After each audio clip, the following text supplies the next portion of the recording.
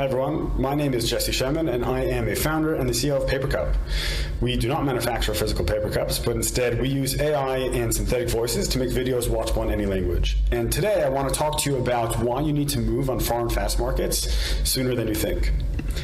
Now, everyone probably appreciates that fast is on an undeniable tear. I think in the broader world of video, we've seen quite a dramatic shift to connected TV in terms of consumption, but also ad dollars, which are up over 40% year on year.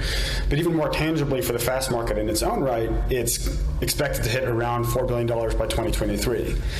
This isn't just a number on paper. Pluto, an early entrant into the field, is already generating around $1 billion a year off of Pluto TV, which is quite an impressive feat. What people don't often talk about, though, is the opportunity in non-English speaking fast markets. We just don't think they're getting the attention that they actually deserve. And we think that's for three fundamental reasons. One is because of expected consumer behavior. People just don't realize how mature SVOD and AVOD actually are in these territories. For example, in Latin America, 88% of people have or have exposure to SVOD, 70% to AVOD or FAST, and only 65% to satellite and cable. So clearly we're seeing this shift to AVOD and SVOD, which is also, as it happened in the US and other English-speaking territories, is also taking place outside, including Latin America, Germany, France, and elsewhere. The second reason why we think non-English markets or fast markets are neglected is because of maturity of monetization. And to be honest, I think that's fair. CPMs are relatively lower, but we do have conviction that we'd see an upward trend, just as we have on social platforms and in terms of SVOD subscription prices outside of English-speaking territories. We think the same exact thing will happen. The third is it's just unfamiliar territory. For the vertically integrated content owners, it can be just uncharted geographies that you're starting to waltz into to try and figure out how to capitalize on your content. So we understand why there's more of a reluctance. Yet we're seeing quite a meaningful shift over the last few months and last year or so that where content owners and platforms are starting to make strategic bets in a lot of these non-English speaking markets.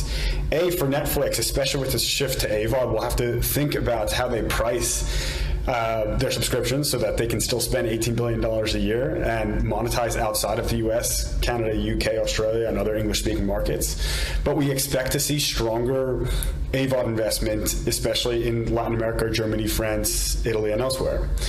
But secondly, we're also seeing more targeted approaches from the FAST platforms themselves into foreign territories. So IMDb, which is now rebranded as Freevee, is planning to launch in Germany end of year. And we're seeing more powerful launches specifically targeted at Latin America. VIX, one of the more impressive companies in Spanish-speaking territories, will be able to dip into 300,000 hours of Televisa Univision content, and it has already hit the ground running.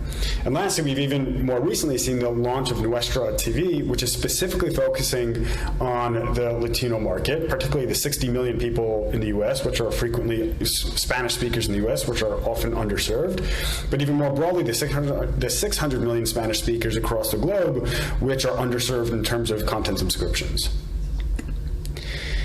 Now, we think you shouldn't wait until the market wholly matures for you to make the strategic decision to push and extend your content into a lot of these foreign territories. And we think that's the case for three reasons. One is because, especially on the FAST platforms, there's limited supply. You don't want to be channel 500. You want to be amongst the first 20 or so channels, because that's what often gets a lot of the attention.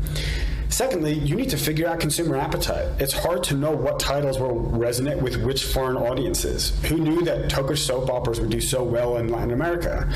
You need to test different types of content, different genres on different platforms or different territories to find out where you're leaving money and views on the table. And lastly, this is just a small window. You have a genuine, real opportunity here to become an anchor content provider in a lot of these territories. And the window is quickly closing because a lot of these platforms are already realizing the opportunity that sits in front of them. I think this is probably most aptly described by a good friend of mine, Warren Buffett, who is not actually a good friend, but at least I definitely hold him in high regard. He said, "Be fearful when others are greedy, and greedy when others are fearful." I think in the States and in other English territories, people are greedy. I'm not saying it's a wholly saturated and inflated market, but there's definitely a lot of attention being applied to the major platforms in those markets. but instead be greedy in markets where people are fearful to enter because they haven't justified that yet internally according to their standard metrics. Now you have the opportunity to actually leap into these foreign territories and capitalize on your content and make the most of it. Hope to see you all in person soon, and I hope that was helpful. Feel free to reach out to us at any point. My email is jess@papercup.com, or you can just go to papercup.com and reach out. Talk soon, everyone.